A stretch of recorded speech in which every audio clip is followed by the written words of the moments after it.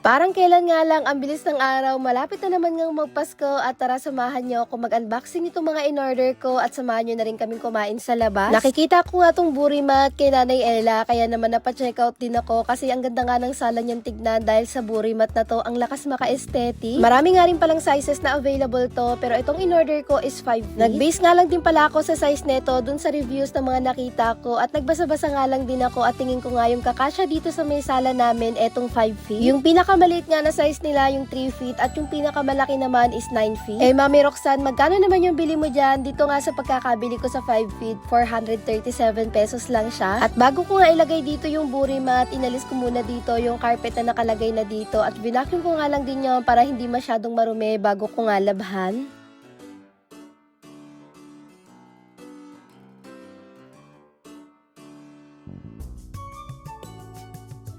Grabe, burimat pa nga lang yung nailagay ko dito. Ang laki kagad ng iginanda dito sa may sala. Ang lakas talaga niya maka-aesthetic. Maya-maya nga, nagsidatingan na nga rin itong mga ibang in-order ko. Umorder nga pala ulit ako ng net para sa pinto dahil yung net ko nga dito inasira na. Gawa nga ng mga bata, panay takbo dito banda sa may pinto. Worth the price na rin naman kasi less than 100 ko lang naman yung nabili at tumagal din naman siya ng ilang buwan bago nga nasira. At eto namang isusunod ko na yung unboxing. Matagal ko na talagang gustong bumili nito. Ewan ko ba bakit ngayon ko lang naisipan bumili. Ito nga yung madalas nakikita ko sa ibang mga komami vloggers ko na ginagamit nila pang centerpiece para sa lamesa, pati na nga rin sa center table. Nabanggit ko na nga rin sa inyo na gusto ko talaga magkaroon ng Christmas village kahit maliit lang at eto na nga yun. Pasensya na nga muna dito sa boses ko at ilang araw na nga masama ang pakiramdam ko. At eto nga't pinailaw ko lang din tong mga nandito para nga mas maganda siyang tignan.